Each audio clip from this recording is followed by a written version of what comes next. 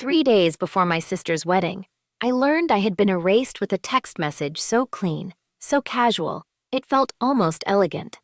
Guest list is finalized. Hope you understand. Love you. That was how Sienna cut me out of the family picture she had spent months polishing. I was halfway through packing when the message lit up my phone at around 8:15 p.m., and for a second I almost ignored it.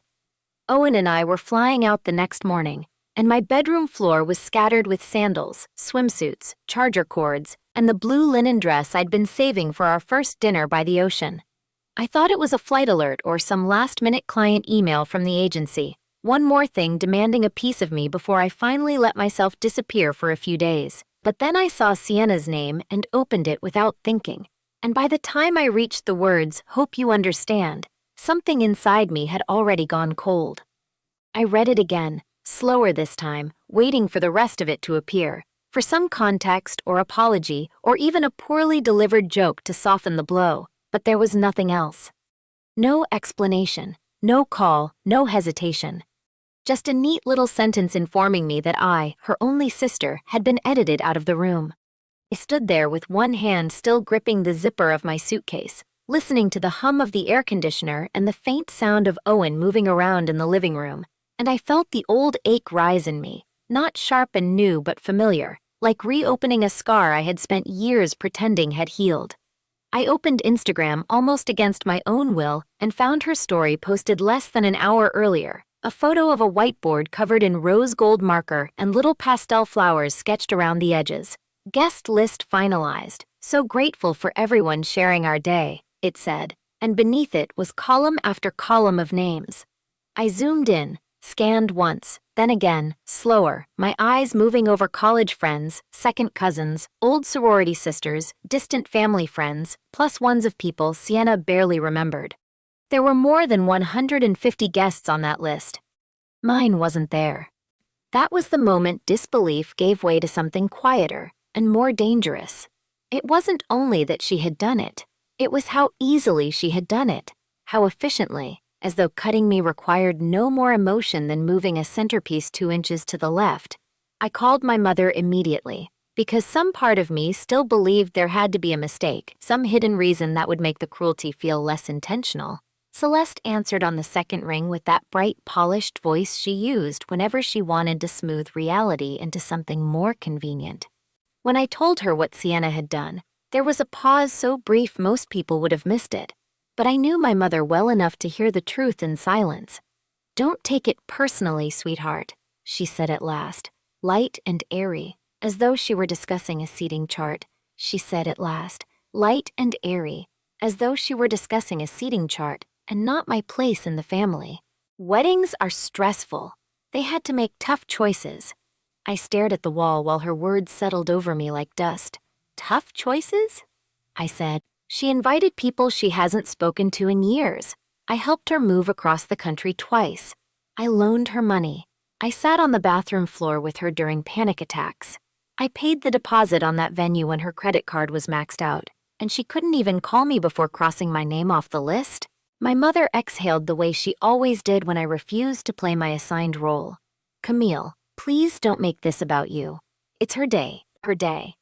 Those 2 words took me straight back through years I had tried not to inventory too closely. My 13th birthday, when Sienna smashed the tablet Mom had given me and cried so hard that somehow I ended up comforting her while she got my cake.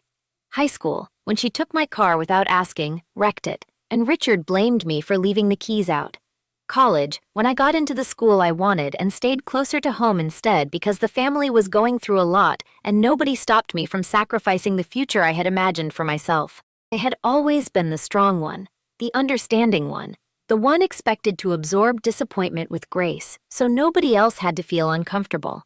Even now, at 34, with a profitable company, a loving fiancé, and a life I had built brick by careful brick, all it took was one text to remind me how easily they could reduce me to usefulness and call it love. When I walked into the living room, Owen took one look at my face and set down the 2 mugs of tea he'd been carrying. He didn't rush me, didn't fill the silence with advice, didn't ask the kind of questions that force pain into language before you're ready. I handed him my phone, and he read the message once, jaw tightening almost imperceptibly, then looked back at me with that steady calm that had saved me from myself more times than I could count. "Do you want to talk about it?" he asked quietly, "or do you want to leave it behind?" I felt my throat tighten, but not from tears, from relief, from finally hearing the one question no one in my family had ever thought to ask.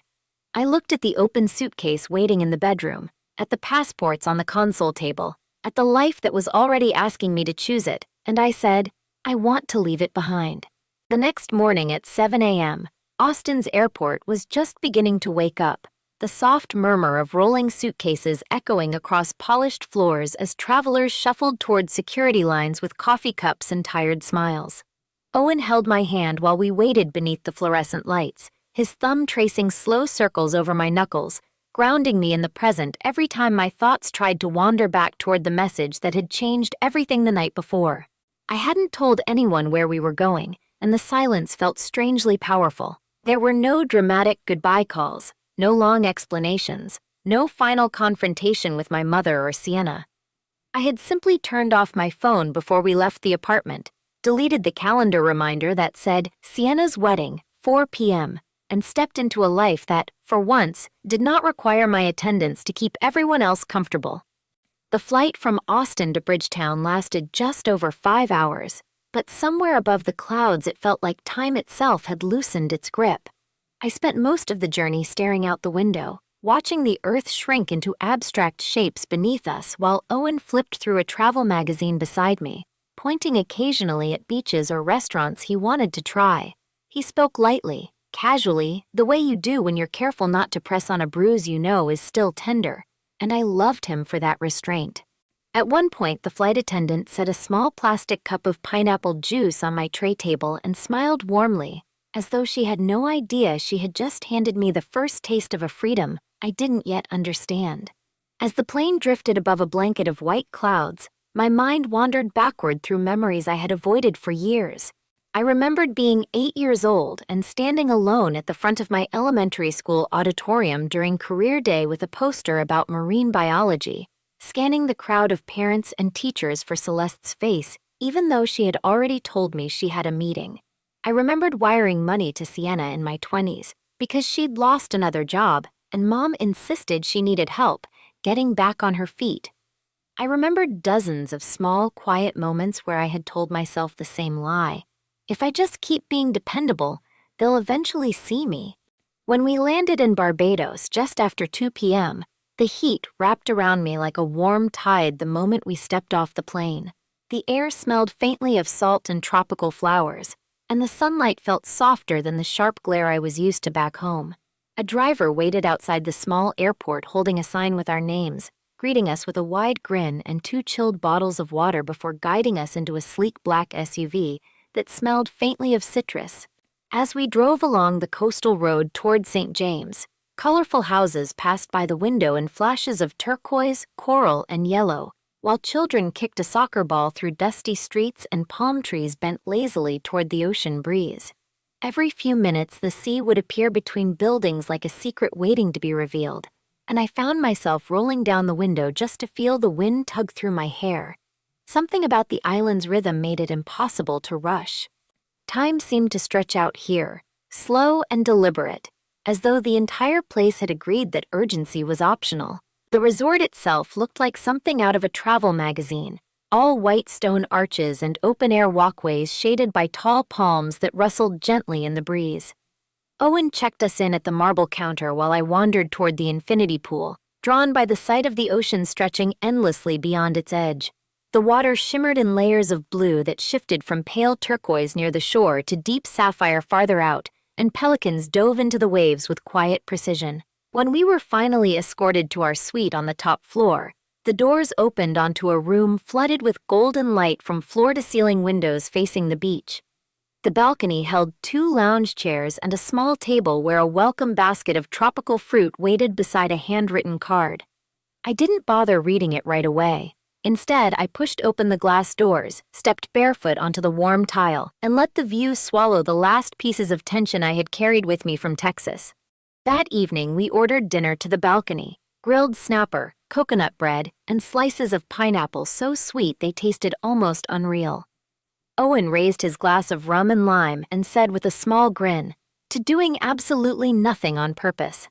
I clinked my glass against his, and for the first time since that message had arrived on my phone, the knot in my chest began to loosen. The sound of waves rolled steadily against the shore below us, and when I finally fell asleep later that night with the curtains open, the ocean's rhythm felt less like noise and more like a promise that life, when left alone, had a way of finding its own balance. I woke before sunrise the next morning, slipping quietly out of bed so I wouldn't wake Owen. The sky was just beginning to soften into pale pink at the horizon as I settled into one of the lounge chairs on the balcony. The air still cool from the night chairs on the balcony. The air still cool from the night. For a long moment, I simply sat there listening to the distant crash of waves and watching the sea shift slowly from darkness to light. Then, almost out of habit, I reached for my phone and turned it on. The screen exploded with notifications. Missed calls, texts, emails, all of them from my mother, a few from unfamiliar numbers, and one from Sienna. I stared at the flood of messages without opening any of them. Instead, I deleted every notification, switched to the camera, and snapped a quick photo of my legs stretched toward the ocean with a mimosa resting on the table beside me. Then I powered the phone off again and set it aside, letting the quiet of the morning return as the sun rose slowly over the water. The afternoon sun lay warm across the pool deck, turning the water into a sheet of liquid glass while soft music drifted from hidden speakers beneath the palms. Owen and I had settled into a shaded cabana after lunch, the kind with white curtains that swayed gently in the breeze and a ceiling fan turning lazily overhead. I lay back with my eyes closed, the warmth of the Caribbean afternoon sinking into my skin, letting myself drift somewhere between sleep and thoughtless calm. Owen was scrolling on his phone beside me, one arm draped across his forehead, when I heard him let out a short, surprised laugh. I opened one eye and glanced toward him, asking quietly what was funny, but he didn't answer immediately. Instead, he pushed himself upright and held the phone out toward me, his expression somewhere between disbelief and curiosity. "You should probably see this," he said. I took the phone and glanced down at the paused frame of a video already loaded on the screen. The caption read, "Bride meltdown before the cake even arrives." At first, I assumed it was just another chaotic wedding clip circulating online, the kind that surfaces every weekend when someone's big day turns unexpectedly messy. But as I tapped play, something in my chest tightened. The footage was shaky, clearly filmed from a guest's phone several rows back at an outdoor ceremony. Strings of white flowers framed the aisle, and the faint sound of a quartet drifted through the background as the camera focused on a bride standing stiffly at the altar. Her veil sat crooked over her shoulders, and her hands were clenched tightly at her sides. Suddenly, she turned toward someone off-screen and shouted in a voice that cracked under pressure, "This isn't my fault. He's being ridiculous. Somebody talked in her pressure. This isn't my fault. He's being ridiculous. Somebody talk to him." The camera jerked sideways, just in time to capture a man in a tuxedo storming down the aisle, two groomsmen hurrying after him while confused guests began to murmur and stand. The bride threw her hands to her head and let out a sound that hovered somewhere between anger and panic. I watched the video twice before the reality settled in like a slow drop of cold water. That wasn't just any bride. That was Sienna. I handed the phone back to Owen and stared at the shimmering surface of the pool, feeling a strange stillness spread through me. He studied my face carefully before asking if I was okay, and after a moment, I realized the honest answer was yes. There was no sharp surge of anger or satisfaction, only the quiet recognition that something inevitable had finally happened. Owen scrolled again and showed me a second video, then a third, each clip revealing another angle of the same disaster. In one recording, the groom, Julian Cross, Sienna's meticulously chosen fiancé, was pushing through a crowd of confused relatives while someone shouted his name behind him. In another clip, a woman's voice rang out loudly over the music, sharp and furious. When the camera turned, it revealed my grandmother Eleanor standing near the dance floor, her finger pointed directly at Sienna as she declared with a clarity that cut through the chaos, "This is what happens when you erase the people who actually love you. You cut your own blood out for appearances." And now the truth walked out before the vows even finished. The guests gasped, someone dropped a champagne glass, and the clip ended with Sienna frozen in place. The guests gasped, someone dropped a champagne glass, and the clip ended with Sienna frozen in place, her expression caught somewhere between humiliation and disbelief. Curiosity eventually overcame the part of me that wanted to leave the internet alone, so I turned my own phone back on and opened TikTok. The platform had already exploded with videos from the wedding. The first one I saw had over 300,000 views, but that number seemed to climb every time I refreshed the page. Guests had uploaded their own versions of the moment from different angles, stitching together the chaos with captions like "runaway groom drama" and "wedding meltdown caught live." One creator had slowed the footage down dramatically to highlight Julian walking away from the altar, while Sienna shouted after him. Another zoomed in on Eleanor's confrontation, adding bold text across the screen that read, "Grandma said what everyone was thinking." The comment sections moved faster than I could follow, full of strangers dissecting every detail of the implosion. Some viewers speculated about why the groom had left. Others focused on the family tension hinted at in Eleanor's words. A few asked questions about the missing sister who had supposedly planned half the wedding but never appeared in the photos. I read the comments without responding, not because I wanted revenge, but because for the first time I could see people noticing the imbalance that had shaped my life for decades. Later that evening, as the sky softened into violet and gold above the sea, Owen and I walked barefoot along the beach while the tide rolled quietly against the shore. Neither of us mentioned the videos again. The silence between us wasn't heavy or awkward. It was the kind of calm that settles in when a storm finally moves on without needing your help. I realized then that the wedding I had been excluded from was no longer something I wished I had attended. The illusion Sienna had tried to build, perfect photos, perfect guests, perfect story, had collapsed under its own weight, and I had been miles away when it happened.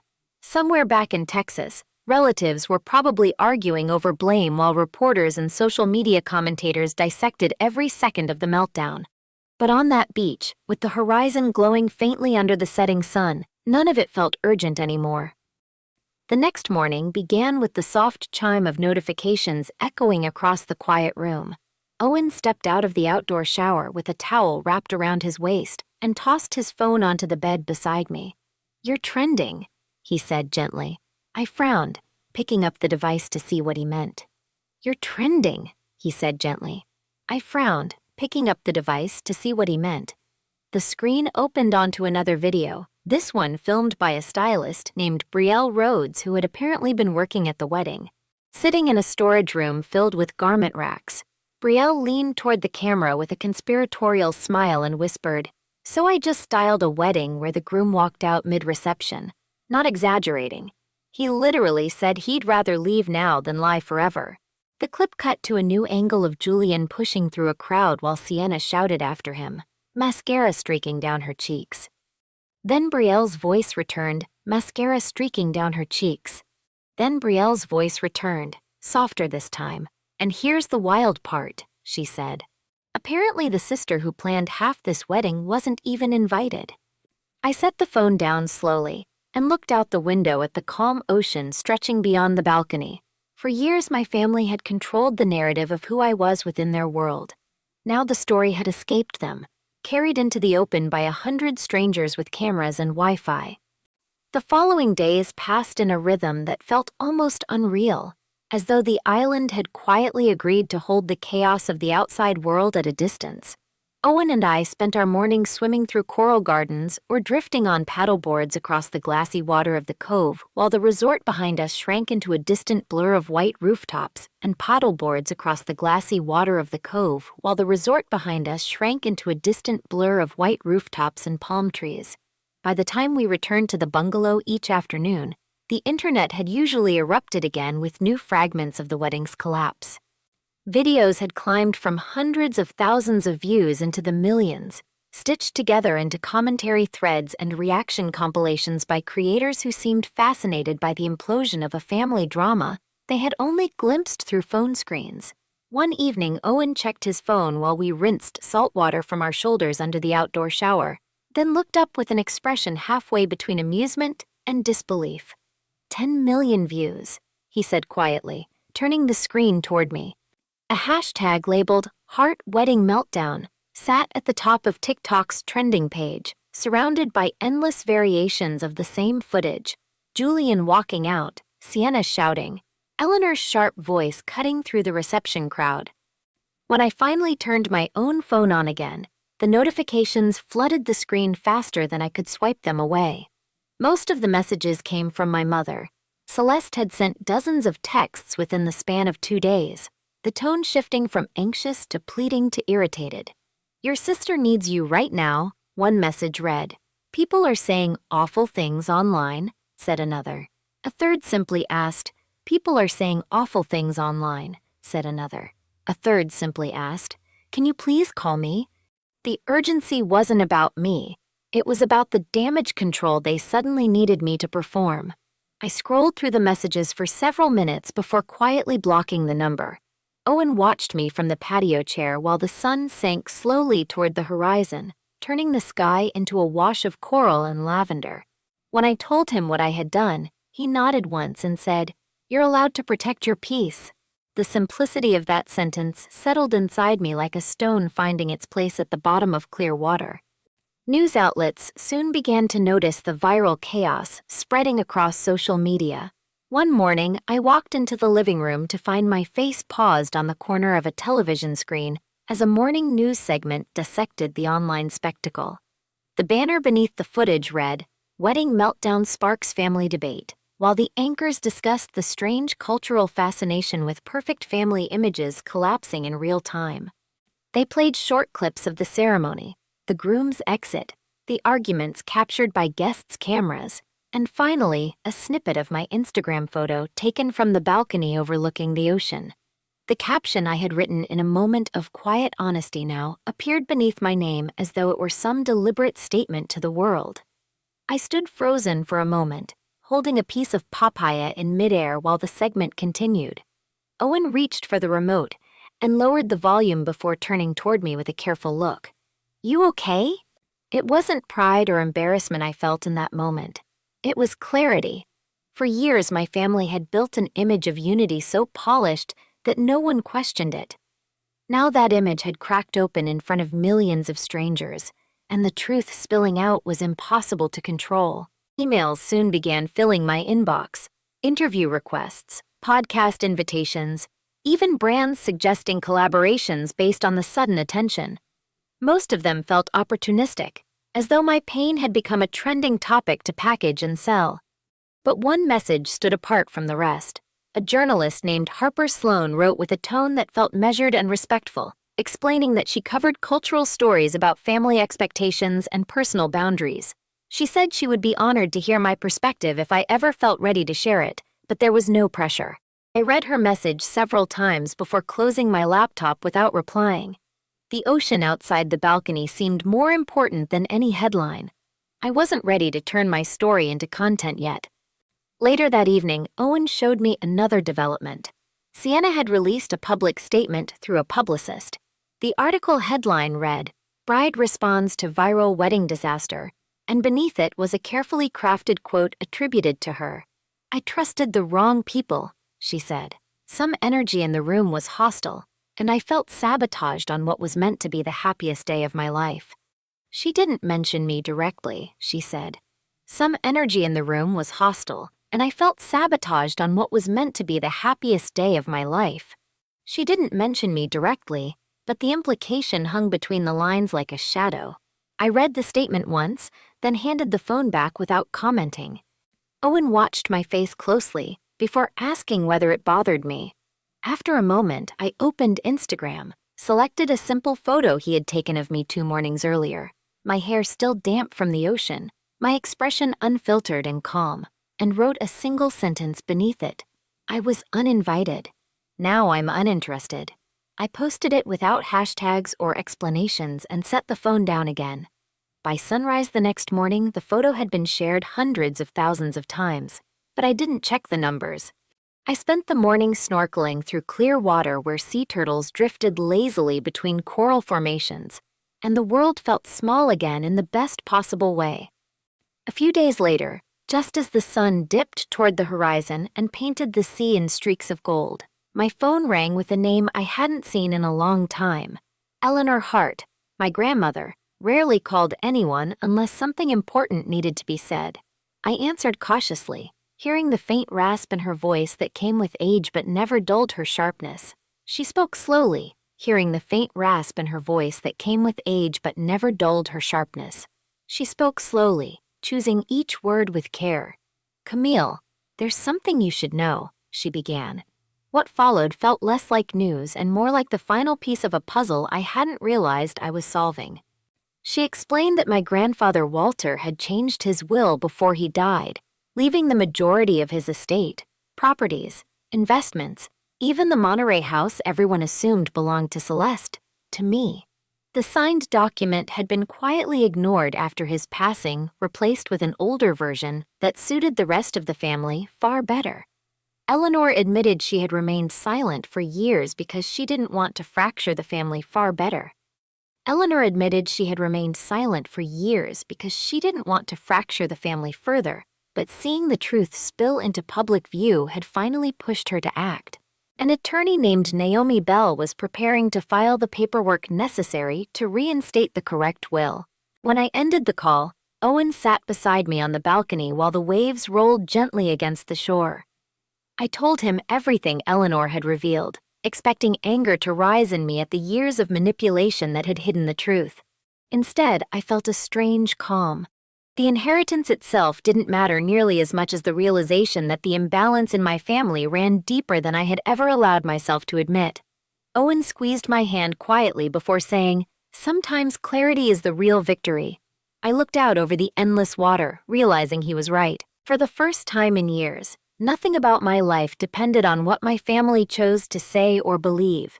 Their version of the story had already begun unraveling on its own. The weeks that followed moved with the quiet certainty of a tide coming in, slow but impossible to stop. Owen and I eventually returned to Texas, trading the turquoise horizon of Barbados for the familiar skyline of Austin, but the calm I had found there traveled home with me like a secret stitched into my ribs. Life did not rush back in all at once. Instead, it unfolded gently, one morning at a time, the way sunlight creeps across a floor before you notice the room has grown bright.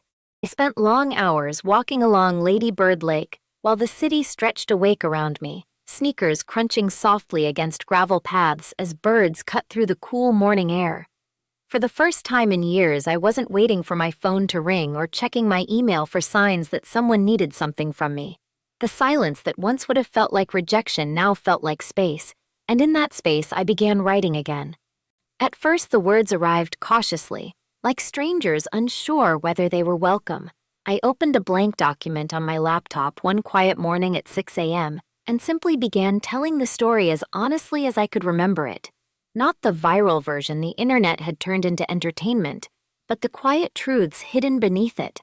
The years of believing love had to be earned through usefulness, the slow realization that being dependable was not the same as being valued, the moment I finally understood that walking away could be an act of self-respect rather than defeat.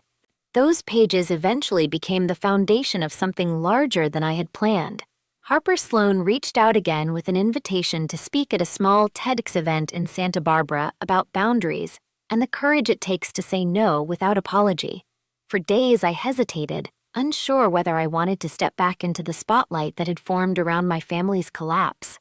Owen listened patiently while I debated every angle of the decision, then leaned against the kitchen counter one evening and said with a quiet smile, "Maybe telling the story doesn't give them power.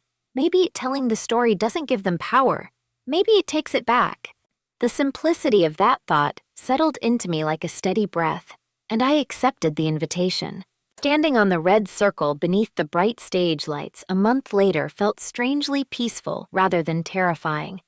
My hands were steady as I spoke about something far bigger than one wedding or one family argument. I talked about how often people mistake silence for harmony, how many daughters and sisters grow up believing that being easy to love means shrinking themselves until they barely take up space. I explained that the word no does not require justification or footnotes. It is complete all by itself. I never mentioned Sienna or Celeste by name, but the story carried enough truth to find the people who needed it. By the time I stepped off the stage that evening, the talk had already begun circulating online, and within days it reached millions of viewers who recognized pieces of their own lives hidden in those words. Back in Austin, Owen and I settled into a small townhouse near the lake where the windows stayed open most evenings to let the breeze wander through. We cooked dinners together, simple things like roasted vegetables and pasta that filled the kitchen with the smell of garlic, and sometimes we danced to old jazz records while the rice boiled over on the stove. The chaos surrounding my family gradually faded into background noise. Sienna disappeared from social media for a while after the wedding disaster and the public reaction that followed it. Celeste never called again, and surprisingly that absence felt less like abandonment and more like confirmation. I hadn't lost a family that truly existed. I had simply stopped running after the illusion of one. Some mornings while walking the lakeside path, I would pass strangers sitting quietly on benches, their shoulders hunched with worries I could not see. Occasionally, our eyes would meet for a brief second, and there was always a subtle understanding in that glance, the recognition that everyone carries some version of the same invisible weight. The difference now was that I no longer believed it was my responsibility to carry anyone else's. The story I once thought had been written for me had finally become my own. Months later, my manuscript found a home with a publisher who believed the message mattered. The title came easily, pulled from the moment that had started everything, deleted from the guest list. It wasn't a revenge story. It was about the strange freedom that appears when you stop begging for a seat at a table that was never meant for you. When the book finally released, messages arrived from readers across the country. Women who had left jobs that crushed them, daughters who had set boundaries with parents who only valued obedience, people who simply needed permission to choose peace over approval. Every letter reminded me that the story had never really been about one wedding or one family. It was about the quiet courage of reclaiming your voice. One evening, not long after the book launch, Owen and I sat on our back deck watching the sunset slide behind the trees while the city lights blinked on in the distance. He handed me a glass of wine and asked softly, "Do you ever wonder if they'll reach out someday?" I thought about the question for a moment, listening to the breeze rustle through the leaves before answering honestly. "Maybe they will," I said, "but my life can't depend on that anymore." The truth was simple now. I wasn't angry at them, and I didn't need their apology to move forward. The only thing I needed was the freedom to keep living without shrinking myself for someone else's comfort. If there is anything this story leaves behind, it's this. Sometimes being erased is the very thing that forces you to finally see your own value. Sometimes the door closing behind you is not rejection but redirection toward a life that was waiting patiently all along. If you've ever felt overlooked, pushed aside, or told to be smaller just to stay in the room, remember that your story doesn't belong to the people who tried to write you out of it. You hold the pen now. If this story meant something to you, take a moment to like the video, share it with someone who might need to hear it, and subscribe for more stories about resilience, truth, and starting over. I'd also love to hear your thoughts in the comments. Have you ever had to walk away from a place where you weren't truly valued?